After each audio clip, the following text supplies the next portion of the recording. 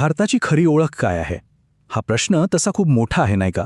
पण तुम्हाला आश्चर्य वाटेल की ह्या प्रश्नाचं उत्तर शोधण्यासाठी आपल्या देशात एक मोठी कायदेशीर लढाई झाली. आणि ही लढाई होती आपल्या राज्यघटनेच्या प्रस्तावनेवरून. म्हणजे विचार करा, ती फक्त काही शब्दांची एक सुंदर सुरुवात आहे की आपल्या देशाचा आत्मा आहे? हा वाद फक्त कायद्याचा नव्हता, हा होता भारताच्या भविष्याचा. आणि या संपूर्ण लढाईच्या केंद्रस्थानी आहे एक वाक्य. आपल्या देशाचे एक महान कायदेतज्ञ N.A. पालखीवाला काय म्हणाले होते माहितीये? ते म्हणाले, प्रस्तावना हे राज्यघटनेचे ओळखपत्र आहे. आता विचार करा, आपलं ओळखपत्र म्हणजे ID कार्ड काय करतं?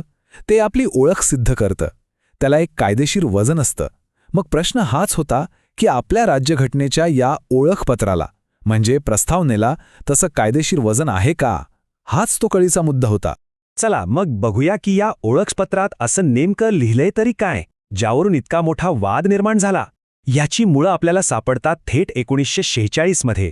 तेव्हा जवाहरलाल नेहरूंनी स्वतंत्र भारताचा एक स्वप्न मांडलं होतं, उद्दिष्टांचा ठराव म्हणून.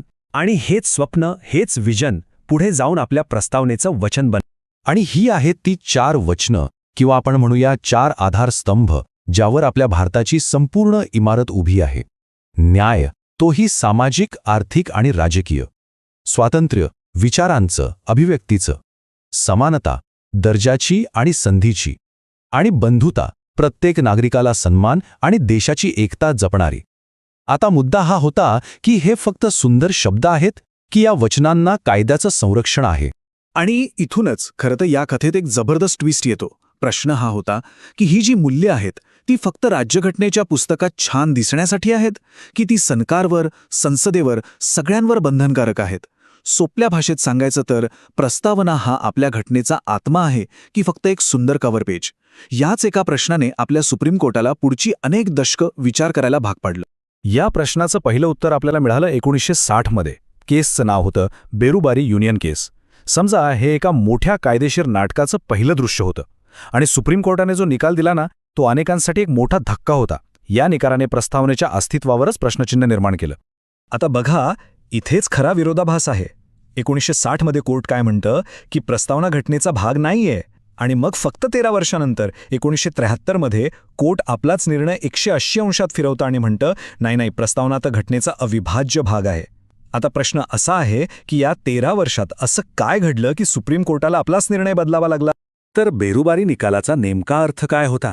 सोप्या शब्दात कोर्टाने असं म्हटलं की प्रस्तावना म्हणजे एखाद्या पुस्तकाच्या प्रस्तावनेसारखी आहे. ती घटना बनवणाऱ्यांचे विचार नक्कीच सांगते, पण तुम्ही तिला कोर्टात घेऊन जाऊ शकत नाही. म्हणजे तिला कोणतीही कायदेशीर शक्ती नव्हती. देशाचा आत्मा म्हटलं जाणारं हे पान फक्त एक शोभेची वस्तू बनून राहिलं होतं. पण मग आला तो ऐतिहासिक खटला ज्याने सगळ्यांचं सगळं बदलून टाकलं. साल होतं 1973 आणि केस होती केशवानंद भारती केस. आणि ही फक्त एक केस नव्हती, हा भारतीय कायद्याच्या इतिहासातला एक टर्निंग पॉइंट होता, एक क्रांती होती असं म्हटलं तरी चालेल. आणि मग निकाल आला. सुप्रीम कोर्टाने आपलाच बेरुबारीमधला जुना निर्णय रद्द केला. कोर्टाने ठामपणे सांगितलं की प्रस्तावना ही घटनेपासून वेगळी नाही, ती घटनेचा एक अविभाज्य भाग आहे. ह्या एका निकालाने प्रस्तावनेला तिचं हरवलेलं महत्त्व, तिचा कायदेशीर दर्जा परत मिळवून दिला. भारतीय लोकशाहीसाठी हा खरंच ऐतिहासिक क्षण होता. पण थांबा, ही गोष्ट फक्त प्रस्तावनेपुरती मर्यादित नव्हती. या निकालातून एका अशा शक्तिशाली संकल्पनेचा जन्म झाला ज्याने भारताच्या कायद्याची दिशाच बदलून टाकली. ती संकल्पना म्हणजे मूलभूत संरचनेचा सिद्धांत, किंवा ज्याला आपण बेसिक स्ट्रक्चर डॉक्ट्रिन म्हणतो. आता हे बेसिक स्ट्रक्चर म्हणजे नेमकं काय? तर काय आहे हा मूलभूत संरचनेचा सिद्धांत? एकदम सोप्या भाषेत सांगायचं झालं तर हा आपल्या राज्यघटनेचा एक अदृश्य गार्ड आहे. एक अशी लक्ष्मणरेषा जी कुणीही, अगदी आपली संसदसुद्धा ओलांडू शकत नाही. हे समजून घेण्यासाठी एक मस्त उदाहरण आहे. विचार करा, आपलं संविधान एका घरासारखं आहे. आता या सिद्धांतानुसार संसदेला त्या घरात बदल करायचा पूर्ण अधिकार आहे. म्हणजे ते घराला नवीन रंग देऊ शकतात, खिडक्या दारं बदलू शकतात, पण ते घराचा पाया, त्याचं फाउंडेशन तोडू शकत नाहीत. हाच तो मूलभूत संरचनेचा सिद्धांत. तुम्ही घटनेत बदल करा, पण तिचा आत्मा, तिचा पाया बदलू शकत नाही.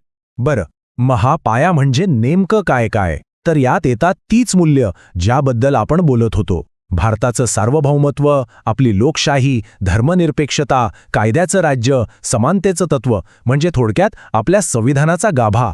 या सिद्धांताने एक गोष्ट पक्की केली की ही फक्त कागदावरची वचनं नाहीत, तर हा घटनेचा असा भाग आहे ज्याला कोणीही हात लावू शकत नाही.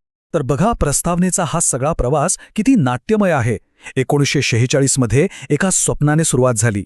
1960 मध्ये त्याला कायद्याच्या चौकटीतून बाहेर काढलं गेलं. मग 1973 मध्ये त्याला पुन्हा घटनेचा आत्मा म्हणून ओळख मिळाली आणि 1976 मध्ये तर त्यात नवीन शब्द घालून त्याला आणखी बळकट केलं गेलं.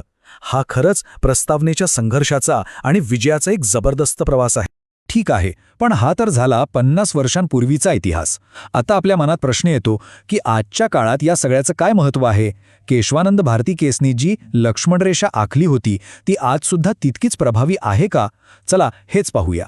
आणि इथेच एक खूप इंटरेस्टिंग प्रश्न उभा राहतो. जर आपण म्हणतोय की घटनेचा पाया बदलता येत नाही, मग 1976 मध्ये म्हणजे आणीबाणीच्या काळात प्रस्तावनेमध्ये समाजवादी आणि धर्मनिरपेक्ष हे शब्द कसे जोडले गेले? हे तर त्या मूलभूत संरचनेच्या सिद्धांताच्या विरोधात नाही का? याचं उत्तर केशवानंद निकालाच्याच हुशारीमध्ये आहे. बघा, कोर्टाने काय म्हटलं होतं? तुम्ही पाया बदलू शकत नाही, पण तुम्ही त्याला आणखी मजबूत तर नक्कीच करू शकता, बरोबर? कोर्टाचं म्हणणं असं होतं की समाजवादी आणि धर्मनिरपेक्ष ही मूल्य आपल्या संविधानात आधीपासूनच होती, फक्त ती स्पष्टपणे लिहिलेली नव्हती. त्यामुळे या घटनादुरुस्तीने मूळ पाया बदलला नाही, उलट त्याला आणखी स्पष्ट आणि मजबूत केलं.